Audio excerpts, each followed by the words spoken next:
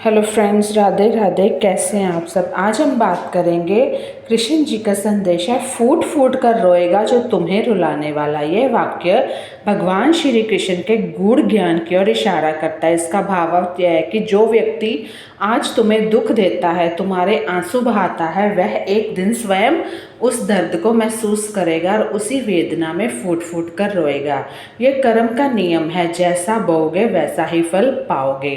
कृष्ण ज्ञान के अनुसार यानी कि कर्म का सिद्धांत क्या कहता है, जो जैसा करता है उसे वैसा ही फल मिलता है, चाहे अभी नहीं तो भविष्य में ज़रूर मिलता है। अगर हम किसी के मन को चोट पहुंचाते हैं, उससे ईर्ष्या द्वेष वाली बातें बोलते हैं, उसका मन तोड़ते हैं या उससे बुरे बुरे ताने मारते हैं, तो उसका फल हमें ज़रूर मिलता है। संयम और क्षमा।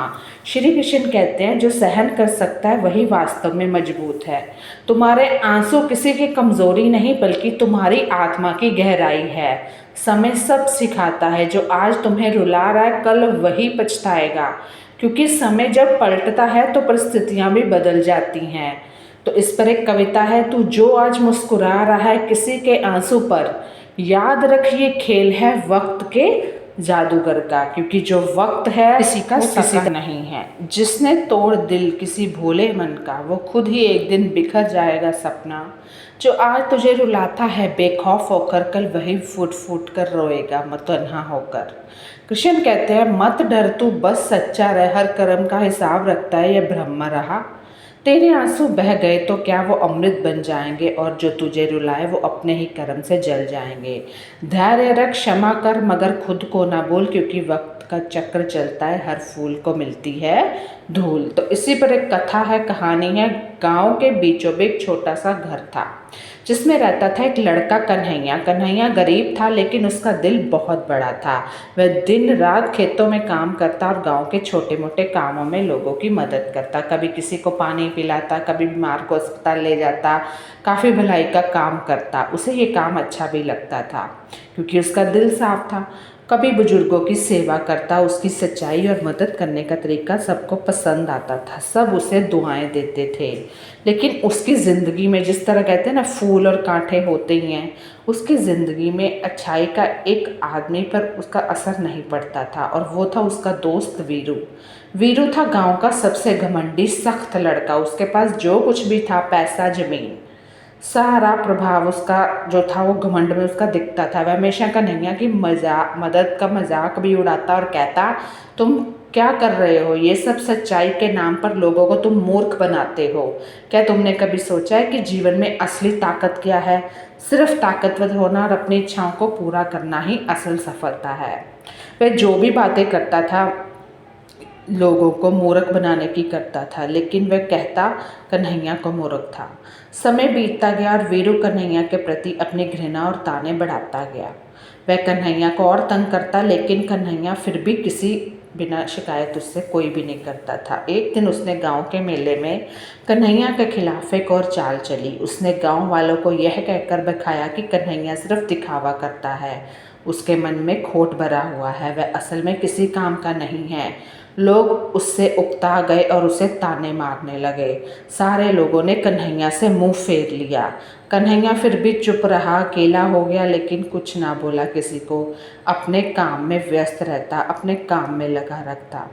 बस फिर एक दिन क्या हुआ, ऐसा आया जब गांव में एक बड़ा तूफान आया। घने बादल, तेज हवाएं, भारी बारिश ने पूरे गांव को अपनी चपेट में ले लिया। गांव के लोग अपने घरों में डर के मारे छुपे गए। वीरू ने अपनी हवेली में सब कुछ बंद कर लिया और अपने परिवार के साथ आराम से बैठ के। कन्हैया जो हमेशा दूसरों की मदद करता था, वह गांव के नुकसान की चिंता करता हुआ खेतों में काम कर रहा था, ताकि फसलों को तूफान से बचाया जा सके। इतने भयंकर तूफान में भी वह दिन रात मेहनत करता रहता और काम करता। उसकी मेहनत का फल भी उसे ज़रूर मिला। बात क्या थी कि जब सब लोग इतने डरे हुए थे, तब सबको असलियत पता चली कि कन्हैया वाकई दिल का साफ है। कुछ दिनों बाद तूफान थमने पर गांव में भारी तबाही मच गई थी। वीरू की हवेली, उसकी संपत्ति, सब कुछ नष्ट हो गया। उसके पास अब कुछ नहीं बचा था। गांव वालों ने वीरू से अकेला छोड़ दिया था, क्योंकि वह पहले ही सबका दिल दुखा चुका था। वीरू के पास अब कोई नहीं था और उसे अपने घमंड की कीमत समझ आ गई थी। वह अकेला बैठा था और उसकी आंखों में पछतावे के आंसू थे। उसके मन में एक सवाल था, क्या मैंने सही किया? क्या मेरे घमंड से भरी जिंदगी ने मुझे ये खुशी दी है?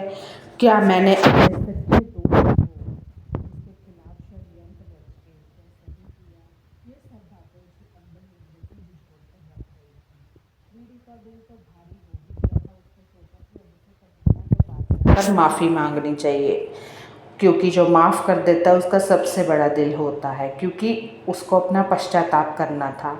उसने उसे हमेशा तंग किया था। उसे समझ नहीं आया कि असली ताकत क्या है। दूसरों को खुश करना ही, किसी का दिल ना दुखा, वही असली कर्म है।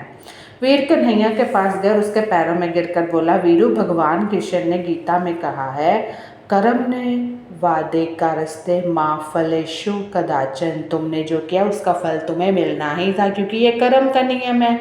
और जो लोग दूसरों को रुलाते हैं, एक दिन में खुद अपने किए गए कर्मों का फल भुगतते हैं। लेकिन मैं तुम्हारे लिए एक चीज़ कहना चाहता हूँ, ये जीवन किसी का भी नहीं होता। भगवान की राह पर चलने से आत्म संयम, प्रेम और सेवा मिलती है, और यही असली ताकत है, यही असली पूजा है, यही असली शक्ति है। हमें किसी का भी दिल नहीं दुखाना चाहिए और ना ही किसी के प्रति अपने मन में द्वेष भावना समझ चुका था कि फूट फूट कर रोएगा तुम्हें रुलाने वाला, यही जीवन का सच्चा है। अब वह बदल चुका था। उसने कन्हैया से सीखा कि अहंकार और घमंड के बावजूद अगर कोई सच्चा दिल और कर्मशील हो तो वही अंत में विजय होता है। तो कैसी लगी ये वीडियो बताना। राधे राधे।